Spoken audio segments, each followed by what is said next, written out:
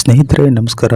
ಇವಾಗ ನಾನಿರುವಂಥದ್ದು ಹಂಪಿಯಲ್ಲಿರುವಂಥ ಮೊಹಮ್ಮದಿಯನ್ watch tower ಹತ್ರ ಇದ್ದೀನಿ. ವಿಜಯನಗರ ಸಾಮ್ರಾಜ್ಯದ ನಾಣ್ಯಗಳು ಕೂಡ ಮುದ್ರಣ ಆಗ್ತಿದ್ದು ಇದೇ ಒಂದು ಜಾಗದಲ್ಲಿ. ಬನ್ನಿ ಸ್ನೇಹಿತರೆ, ನಾನಿವಾಗ ಇಂಡೋ ಇಸ್ಲಾಮಿಕ್ ಶೈಲಿಯಲ್ಲಿರುವಂತಹ ಈ ಒಂದು ಮೊಹಮ್ಮದಿಯನ್ ವಾಚ್ ಟವರ್ನ ಒಳಗಡೆ ಹೇಗಿದೆ ಅಂತ ನಾನೀಗ ತೋರಿಸ್ತೀನಿ ನಿಮಗೆ. ಈ ಒಂದು ಬೃಹತ್ ಕಟ್ಟಡ ನೋಡೋದಕ್ಕೆ ಇಸ್ಲಾಮಿಕ್ ಶೈಲಿಯನ್ನ ಹೊಂದಿದೆ.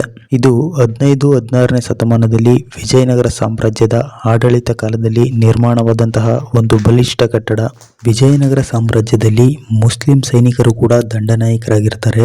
ಹಾಗಾಗಿ ಶ್ರೀ ಕೃಷ್ಣದೇವರಾಯರು ಈ ಒಂದು ಕಟ್ಟಡವನ್ನ ಇಸ್ಲಾಮಿಕ್ ಶೈಲಿಯಲ್ಲಿ ನಿರ್ಮಾಣ ಮಾಡಿಸಿದ್ರು ಅಂತ ಕೂಡ ಹೇಳಲಾಗುತ್ತೆ. ಸ್ನೇಹಿತರೆ, ಅಷ್ಟಕ್ಕೂ ಇದೇ ಒಂದು ಜಾಗದಲ್ಲಿ ಇಷ್ಟು ದೊಡ್ಡ ಕಾವಲು ಗೋಪುರವನ್ನ ನಿರ್ಮಾಣ ಮಾಡೋದಕ್ಕೆ ಬಹುದೊಡ್ಡ ಕಾರಣ ಏನು ಅಂತ ನೋಡೋದಾದ್ರೆ, ಈ ಒಂದು ಜಾಗದಲ್ಲಿ ರಾಜರು, ರಾಣಿಯರು, ರಾಜಮನೆತನದವರು, ಪ್ರಮುಖ ಮಂತ್ರಿಗಳು ಇಲ್ಲಿ ವಾಸ್ತವವನ್ನ ಮಾಡ್ತಾ ಇರ್ತಾರೆ. ಅದೇ ರೀತಿ ಈ ಒಂದು ಜಾಗದಲ್ಲಿ ಟಂಕಸಾಲೆ ಕೂಡ ಇತ್ತು. ಅಂದ್ರೆ ಹಂಪಿಯ ನಾಣ್ಯಗಳನ್ನ ಮುದ್ರಿಸ್ತಿದ್ದಂತ ಪ್ರಮುಖ ಸ್ಥಳ ಕೂಡ ಇದಾಗಿತ್ತು.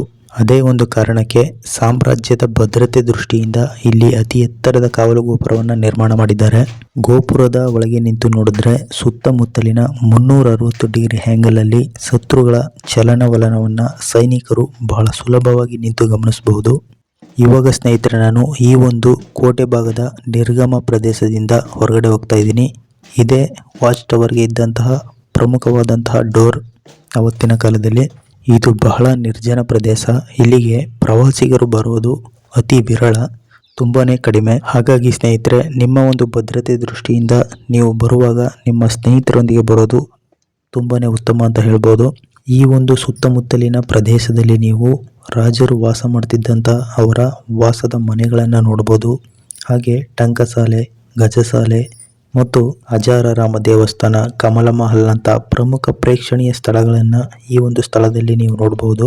ಮುಂದಿನ ವಿಡಿಯೋದಲ್ಲಿ ನಾನು ನಿಮಗೆ ಹಂಪಿಯ ಮತ್ತಷ್ಟು ಪ್ರೇಕ್ಷಣೀಯ ಸ್ಥಳಗಳನ್ನು ತೋರಿಸ್ತಾ ಅದರ ಭವ್ಯ ಇತಿಹಾಸವನ್ನು ಹೇಳ್ತಾ ಹೋಗ್ತೀನಿ. ಸ್ನೇಹಿತರೆ, ಮೊಹಮ್ಮದಿನ್ ವಾಚ್ ಟವರ್ ಮತ್ತು ಇಲ್ಲಿರುವಂಥ ಟಂಕಸಾಲೆಯ ಸಂಪೂರ್ಣ ಚಿತ್ರಣ ಇದು.